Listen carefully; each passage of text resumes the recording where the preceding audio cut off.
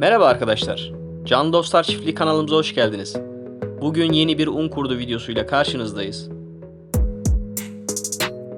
Videomuz yaklaşık olarak 3-4 ay sürecek. Videoda görmüş olduğunuz 100 kadar un kurdunu anaç yapacağız ve bunlardan yeni un kurtları üreteceğiz. Un kurtlarını kepek ve un karışımı bir yataklığın üzerine bırakacağız. Ve burada öncelikle pupa olmalarını, daha sonra böcek olmalarını aşama aşama göreceğiz.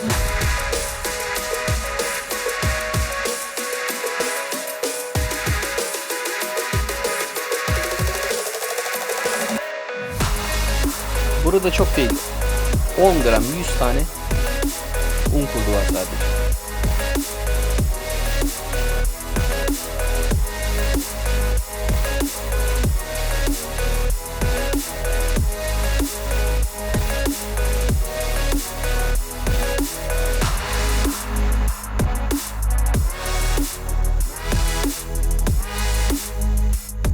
Yataklık yaklaşık olarak 3-4 santim olmalı. Un kurdunu ne için üretiyoruz? İçeriğindeki protein oranının yüksek olmasından dolayı arkadaşlar kanatlı kümes hayvanlarınıza, kafes hayvanlarınıza, akvaryum balıklarınıza ek takviye olarak, protein takviyesi olarak verebilirsiniz.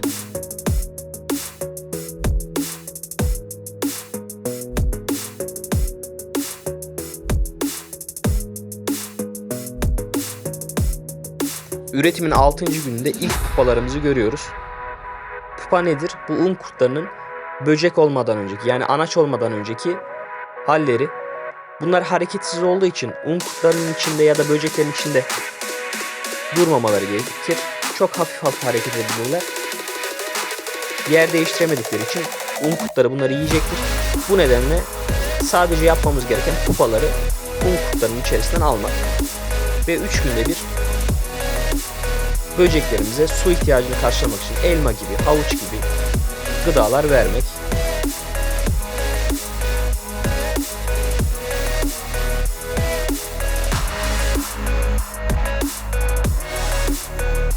Videomuzun 9. günü. Yeni kupalarımız oluşmuş. Daha önceki kupaların yanına alıyoruz.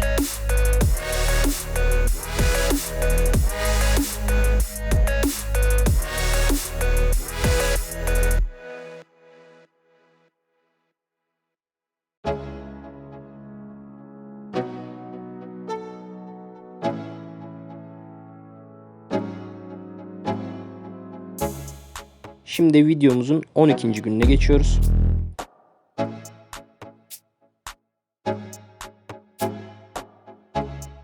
Yine yeni oluşan pupalarımızı alıyoruz.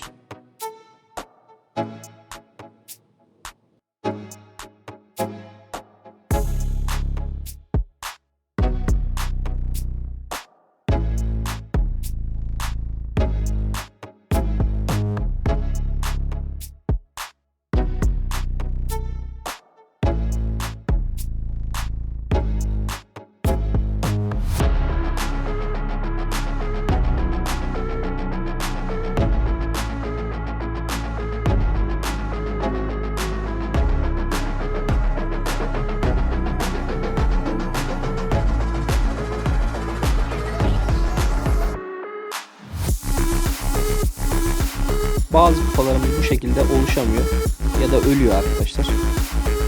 Bu ölü bir pupa. Kararan pupaları farklı bir yere alabilirsiniz. Onlar ölü.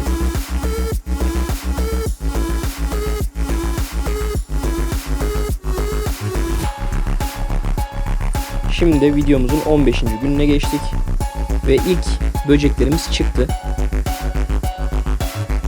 Yine pupalarımızı toplayacağız.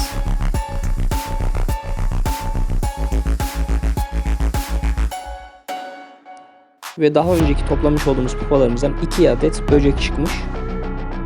O böcekleri şimdi un kurtlarının içerisine alacağız. Un kurtları da böcekler de hareketli olduğu için birbirlerine zarar vermezler. Aynı yerde kalabilirler.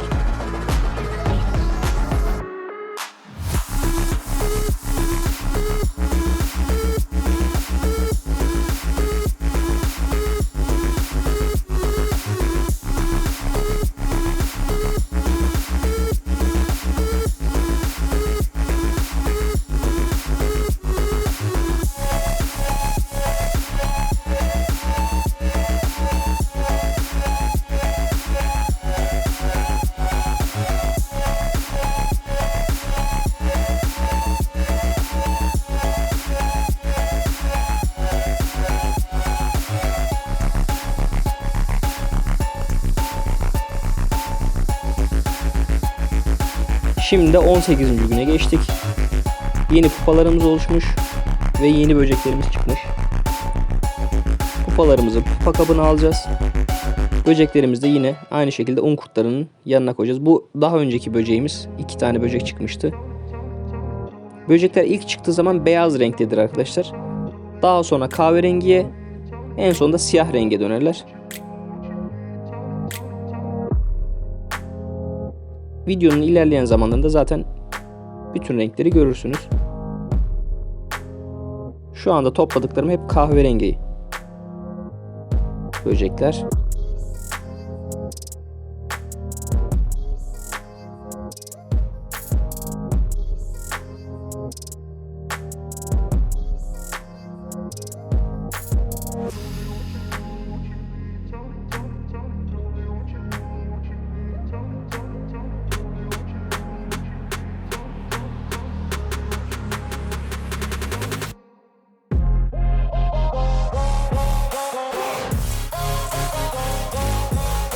Şimdi videomuzun 21. gününe geçiyoruz.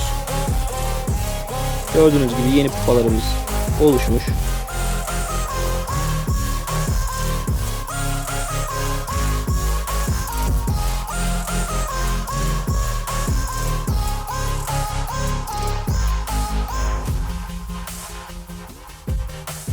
Ve bir sürü de böceğimiz oluşmuş. Böceklerimizi yine aynı şekilde kurt kabına alıyoruz.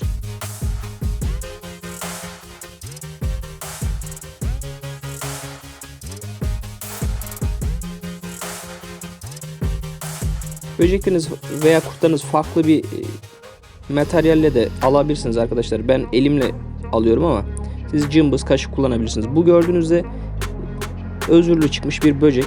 Bunun yaşama şansı neredeyse yok. Çünkü kanatları vesaire herhangi bir şey oluşmamış. Yine de biz böceklerin yanına bırakıyoruz. Birkaç gün içerisinde ölür o zaten maalesef. Diğer böceklerimizi tek tek alıyoruz. Bakın yeni çıkanlar bu şekilde beyaz, daha sonra krem rengi, kahverengi ve siyah doğru renklere evrimleşiyor.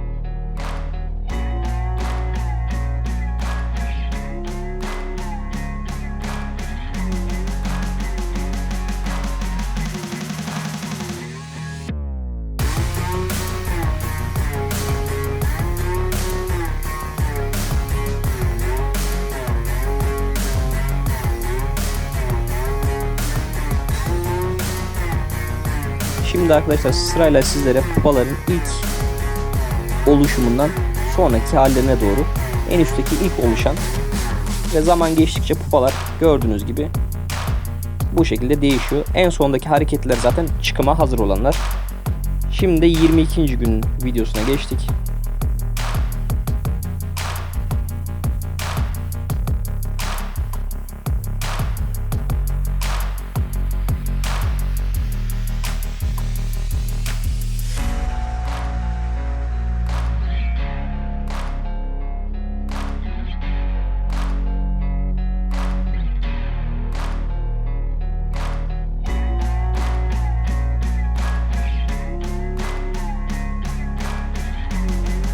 Böceklerimizi attığımız zaman ters şekilde düşebiliyorlar. Onları düzeltin arkadaşlar.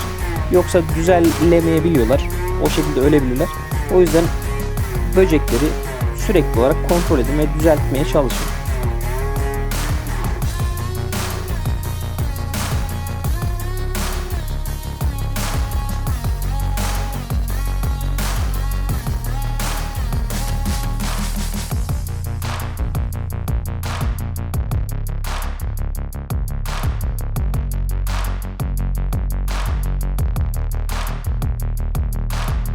...22. günün akşamı arkadaşlar.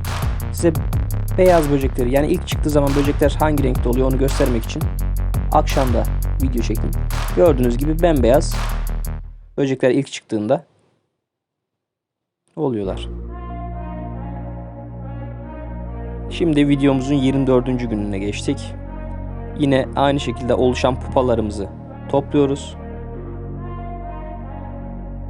Ve pupalardan çıkan böcekleri de yine kurtların bulunduğu kaba atacağız.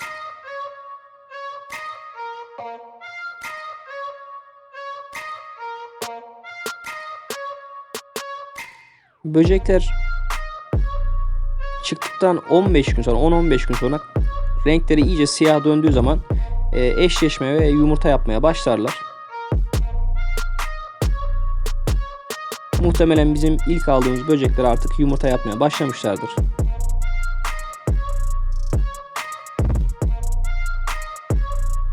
Ama yumurta o kadar minik olduğu için gözle görülemiyor.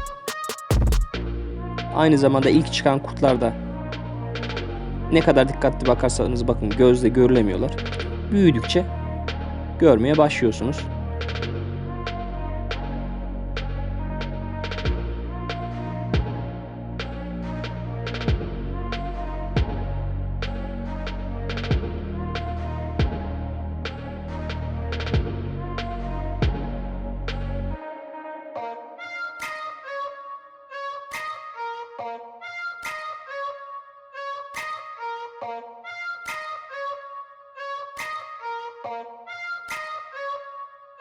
Yine ters dönen böceklerimizi düzeltiyoruz.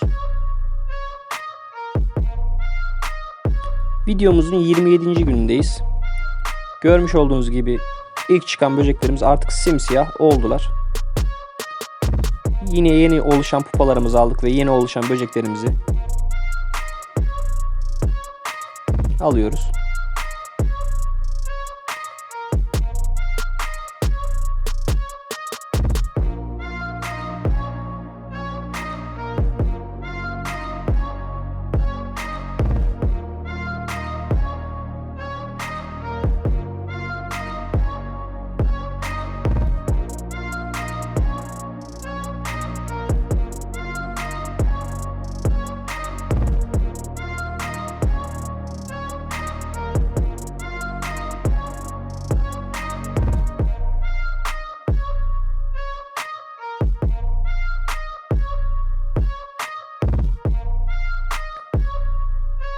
Üretime başladıktan bir ay sonraki halimiz bu arkadaşlar.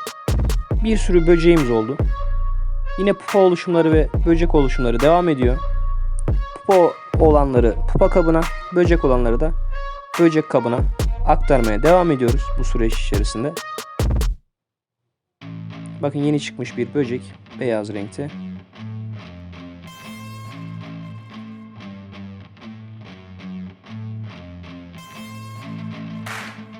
Şimdi de 33. gün.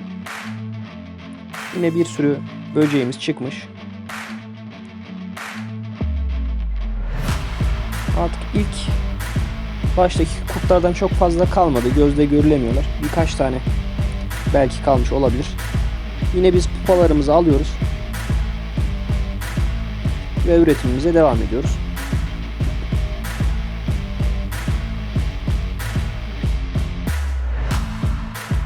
Şimdi de 36. gün.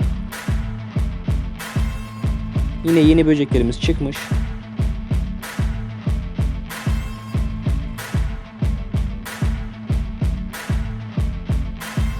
Eski böceklerimizin de artık renkleri siyaha dönmüş.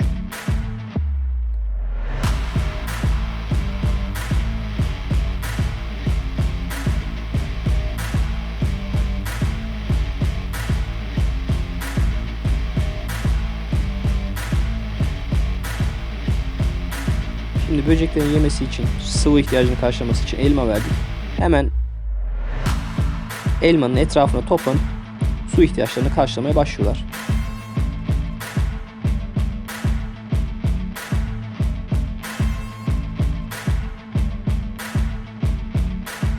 Şimdi de 45. gündeyiz.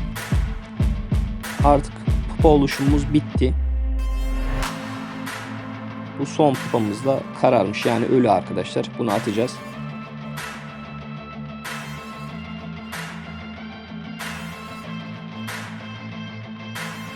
Bu kurt muhtemelen yeni çıkan kurtlardan, yani bu böceklerin yavrusundan olabilir. Orta boy bir kurt.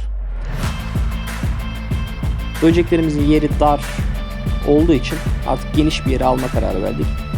Bu görmüş olduğunuz poşetin içerisinde un ve kepek var arkadaşlar. Yaklaşık olarak 1-1,5 kilo civarı un ve kepek var. Bunu daha geniş bir kaba döküyoruz ve güzel bir şekilde karıştırıyoruz.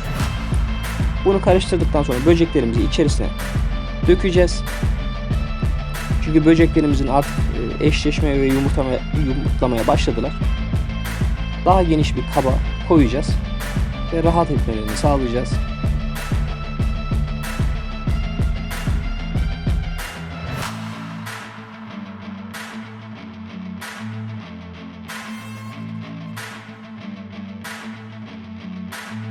Şimdi böceklerimizi yeni hazırlamış olduğumuz yataklığa döküyoruz.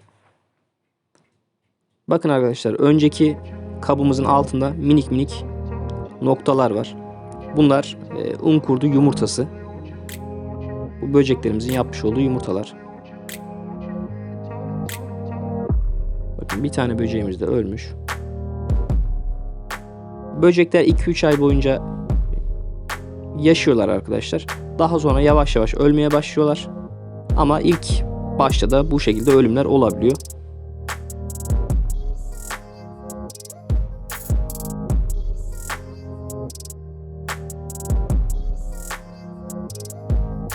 Ters dönen böceklerimizi düzeltiyoruz ve sonrasında böceklerimizin üzerine çıkıp hareket etmesi için ve eşleşme sağlamaları için yumurta viyolu koyuyoruz biz. Yumurta viyolu şart değil arkadaşlar. Ahşap parçası, tahta parçası, dal parçası, bu tarz şeyler de koyabilirsiniz.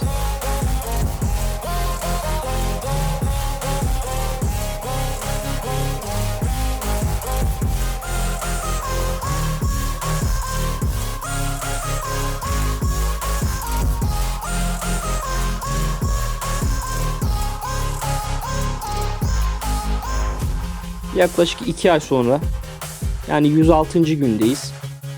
2 aydır video çekmiyorduk çünkü çok fazla bir değişim yoktu arkadaşlar. Sadece 2-3 günde bir sıvı ihtiyaçlarını karşılaması için elma, havuç, bu tarz gıdalarını veriyorduk. Ve görmüş olduğunuz gibi bunlar bizim kendi üretmiş olduğumuz un kurtlarımız.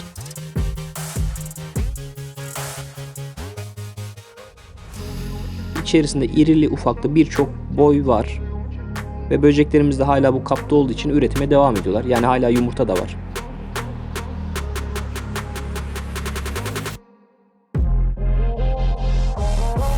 Ve arkadaşlar bakın, ilk pupalarımız oluşmaya başladı.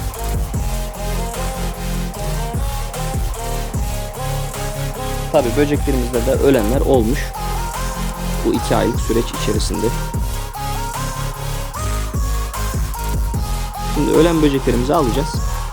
Ve pupalarımız için de yeni bir kap, daha önce kullanmış olduğumuz kabın içerisine pupaları alacağız.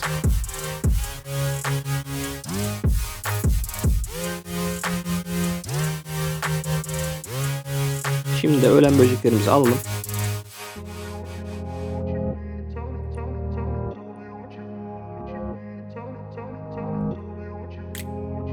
Çok fazla ölümümüz yok arkadaşlar. Görmüş olduğunuz gibi 5-6 tane böceğimiz ölmüş sadece.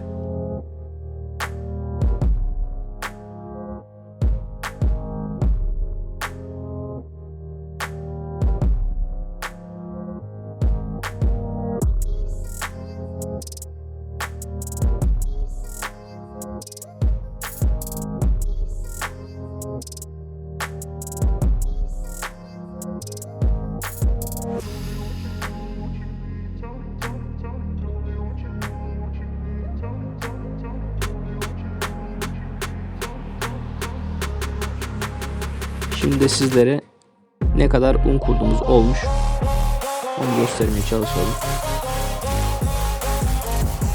Bakın arkadaşlar, bir sürü un kurdumuz var burada. Yani 100 tane un kurduyla başlamıştık. Ve şu anda burada binlerce, hatta 10 binlerce un kurdu var. Her boyu var. İrili ufaklı bir sürü boyu var.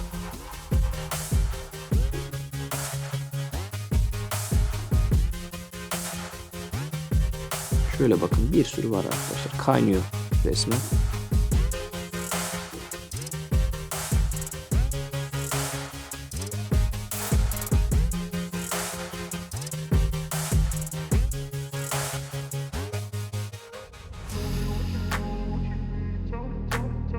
Videomuzun 114. gününe geldik.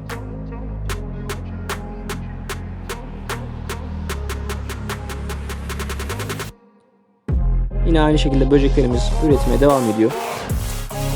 Artık un kurtlarımız, içerisinde oluşan un kurtlarımız da büyüdükleri için elmaları çok fazla yemeye başladılar.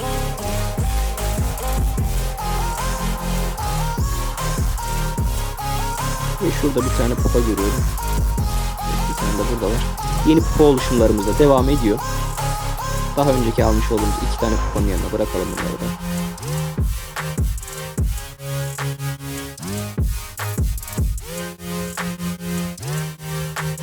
Bakın şimdi arkadaşlar. Un kurtlarını size göstermeye çalışacağım. Bakın arkadaşlar, bir sürü un kurdumuz var. 100 tane un kurduyla başlamıştık. Burada binlerce, 10 binlerce un kurdu oluştu. Bakın şöyle göstereyim.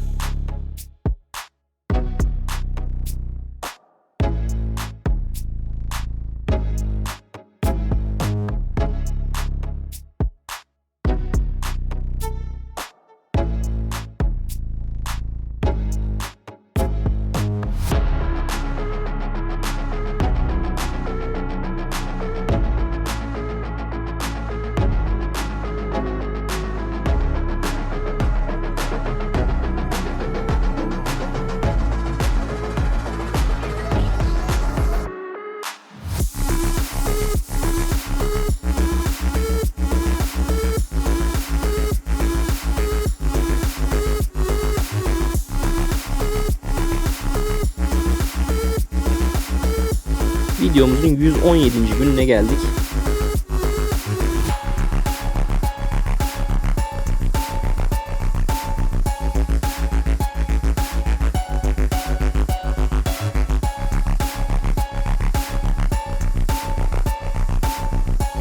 Bakın, yeni pupa oluşumlarımız olmuş. Bunları hemen topluyoruz. İlk başta da söylemiştik. Pupalar çok fazla hareket edemediği için kurtlar ve böcekler pupaları yiyebilirler. Bu nedenle pupaları hemen alıyoruz. Bakın, bu çıkamamış. 2-3 gün önce vermiş olduğumuz elmaları normalde sadece sıvı ihtiyacını karşılamak için koyuyoruz ama yiyebiliyorlar arkadaşlar. Görmüş olduğunuz gibi sadece kabuğu kalmış neredeyse. Çünkü burada artık un kurdu sayımız çok fazla. Bu nedenle hemen yiyebiliyorlar elmaları.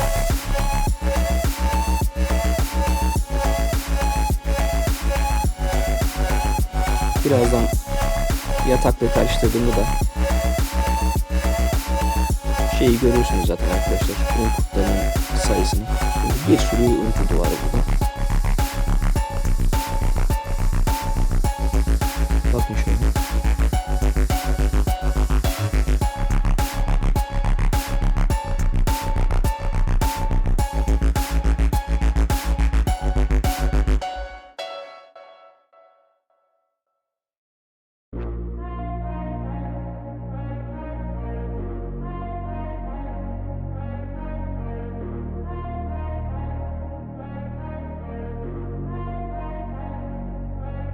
Videomuzun 120. gününe geldik. Üretim başladığından itibaren artık bu 4. ayımız arkadaşlar. Tam olarak 120. günümüz. 10 gram un kurdu ile başlamıştık. Yani 100 kadar un kurdu ile başlamıştık. Şu anda binlerce, 10 binlerce un kurdumuz oldu. Ve aynı zamanda üretimimiz de devam ediyor. Görmüş olduğunuz gibi bir sürü un kurdumuz var. Birazdan bunları eleyip de size göstereceğim zaten. Ne kadar çok un kurdumuz olduğunu. Ve önceki ayırmış olduğumuz pupalarımızda artık böcek oluştular. Yani döngüyü tamamladık arkadaşlar. 100 tane un kurduyla üretime başlamıştık. Şu anda 10 binlerce un kurduyla devam ediyoruz. Siz de 100 tane un kurduyla başlayıp bu şekilde bir üretim yapabilirsiniz. Videomuz 3-4 ay sürdü arkadaşlar. O yüzden biraz uzun olmuş olabilir. Ama umarım yararlı bir video olmuştur.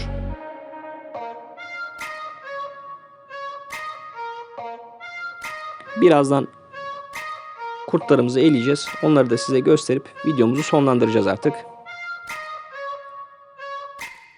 Evet arkadaşlar, kurtlarımızı eledik. Görmüş olduğunuz gibi burada bir sürü un kurdumuz oluşmuş. Bunlar artık balıklarımıza, tavuklarımıza, kafes kuşlarımıza verebileceğimiz boyuta gelmişler. Bir sürü kurdumuz var. Yine bu elediğimiz yerde de arkadaşlar minik un kurtları var. Gözle görülemiyor çok fazla ama binlerce yine burada da un kurdumuz var. Şöyle bulabilirsem ben size bir tane göstereyim. Evet, şurada bir tane gördüm, örnek veriyorum. Bu şekilde üretimimiz devam ediyor. Binlerce, artık 10 binlerce kurdumuz oldu. Videomuzun da sonuna geldik. Umarım faydalı bir video olmuştur. Daha sonraki videolarımızda görüşmek üzere. Sağlıcakla kalın.